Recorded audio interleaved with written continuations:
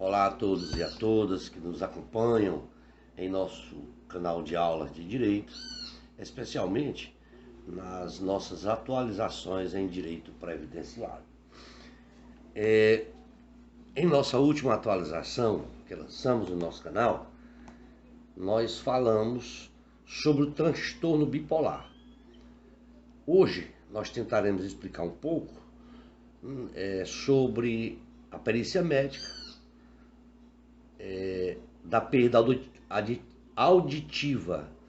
Então vamos falar na ótica da médica sobre a perda auditiva, tá?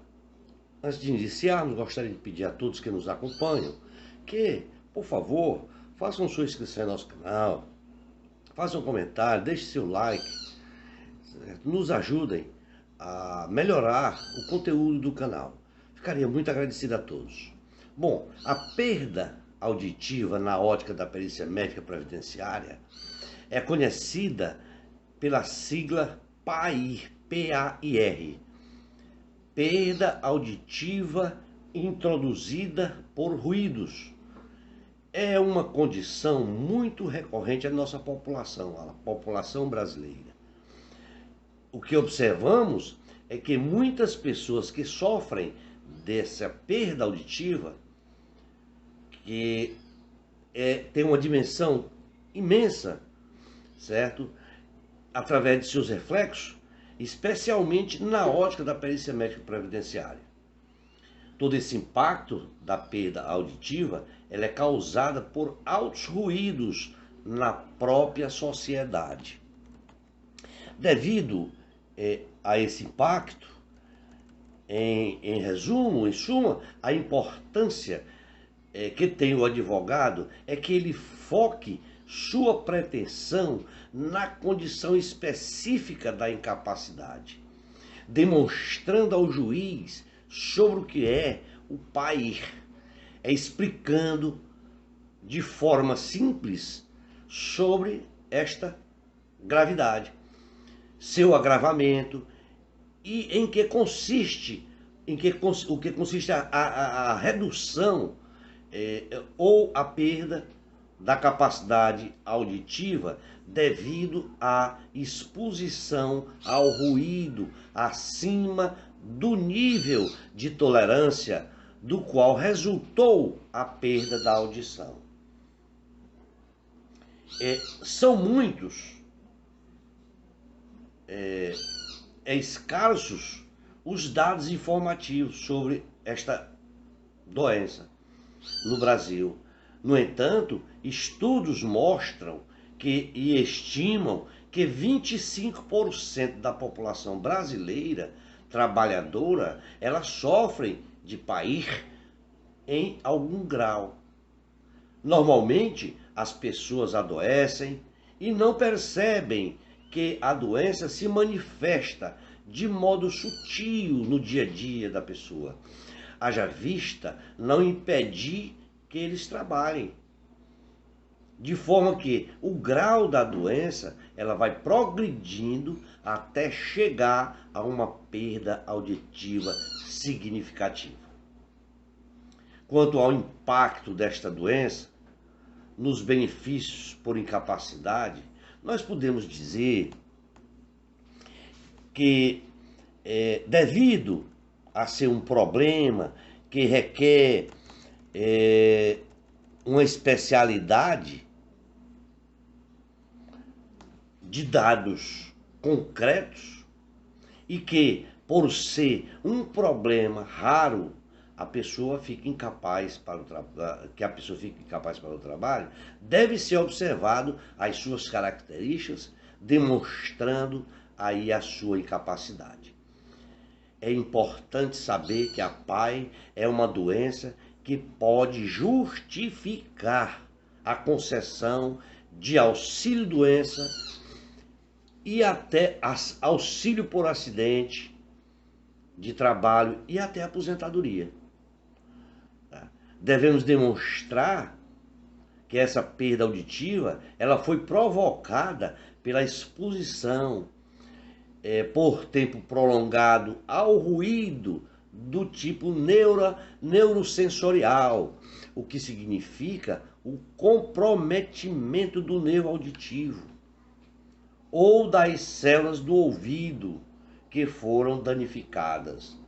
Além de comprovar que essa perda ela é irreversível, tendo em vista que uma vez essas células danificadas do ouvido interno, ela não é possível a sua regeneração. Nunca será possível ela se regenerar. De modo que o trabalhador ele perde aos poucos a sua audição. A PAI, PAIR, é tipificada na classificação internal da doença, o CID, CID número 10, desenvolvida pela Organização Mundial da Saúde, a OMS, no código H83.3.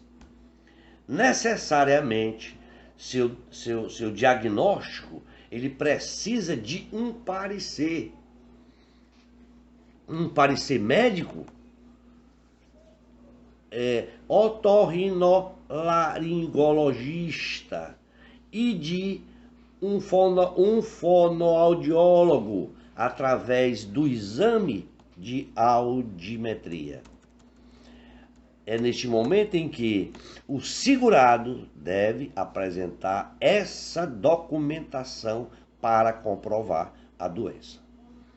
O risco da perda auditiva da PAI aumenta muito quando a média da exposição está acima de 85 decibéis.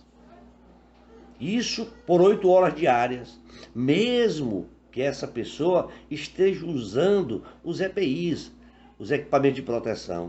Ou seja, que estando em condições normais, em apenas a exposição ao ruído, não produz perdas maiores que 75 de frequência altas e 40 nas baixas, né? Quanto à progressão auditiva, ela ocorre na pessoa afastada do trabalho e houver uma piora significativa, que a PAI não é resultado laboral. Ou seja, quando essa progressão ela ocorre na pessoa afastada do trabalho, ela não é um resultado de atividade laboral. Tá? De acordo com a norma regulamentadora NR15, tá? Em seu anexo 1, ele vem ali estabelecendo os limites de horas quanto à exposição do trabalhador aos decibéis. Portanto, a cada 5 decibéis a mais de ruído, diminui pela metade o tempo permitido de exposição do trabalhador, ou seja, só é permitido 4 horas para o ruído de 85 decibéis, e não 8 horas. Além disto, protetores auriculares, tais como aqueles plugzinhos que se coloca aqui, interno, ou até aquelas conchas externas, elas não protegem de modo adequado ou completamente ruído. Por esta razão é que a norma regulamentadora NR7 determina que os trabalhadores com exposição a ruídos acima de 85 decibéis devem ser submetidos a exames de audiometria no momento da admissão,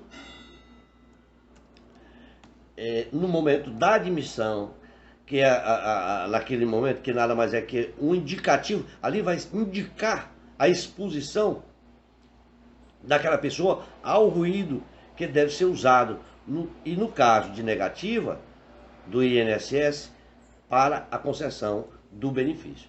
Certo? Então é necessário, como eu falei antes, que haja esses exames para poder comprovar. Esses testes eles devem ser feitos pela empresa, esses testes auditivos, quando da sua admissão. Quando da sua admissão, ele é feito, quando da admissão, e é feito também a cada 6 meses, A partir de então, certo? Aliás, feito na admissão e depois com 6 meses. Aí a partir desses 6 meses, ele tem que ser obrigatoriamente, pela norma, feito anualmente, né? Bom, quanto à doença, vamos entender um pouco, passo a passo, os seus sintomas. Vejamos, em relação à percepção ambiental, nós podemos dizer que, em relação a essa percepção, essa percepção é aquela em que as dificuldades para ouvir sons de alarmes, sons domésticos, dificuldades para compreender a fala em grandes ambientes, tais como igreja, show, festa, certo? E necessidade de volume e do volume de uma televisão ou de um rádio, certo? Os problemas de comunicação em grupo pode ser feito através de grupos, lugares de ruído, lugares, ruídos, carro, ônibus, telefones, entre outros, né? Estes fatores, eles podem provocar os seguintes efeitos: esforço, fadiga e ansiedade. Quanto ao esforço e fadiga, nós podemos dizer que deve ter uma atenção e concentração que a pessoa tem excessiva durante a realização de tarefas que impliquem a discriminação auditiva, porque tem que ficar ali olhando para as pessoas que estão falando, fazendo a leitura labial. Às vezes a pessoa não ouve, fica tentando fazer com que leia o lábio da pessoa para entender a fala. A ansiedade, nós podemos dizer que é uma irritação e aborrecimentos causados por zumbidos no ouvido, intolerância a lugares ruidosos e a interações sociais, aborrecimentos para consequências de declarações da audição. É aquele momento em que a pessoa ouve o som alto, mas o som alto também o irrita, né? Essa situação. A dificuldade nas relações familiares é através de confusões, pelas dificuldades de comunicação, irritabilidade, pela incompreensão familiar, isolamento, a pessoa fica isolada. Tudo isso são formas de se detectar que você está tendo perca auditiva. As profissões, aliás, essas dificuldades, todas essas que eu acabei de falar, elas também são chamadas de falta de autoestima ou autoimagem, que leva a pessoa a se achar que está surda, se achar surda, que está velha, é incapaz. Tudo isso, certo, faz com que a pessoa se torne, certo, baixe a autoestima e a autoimagem, né?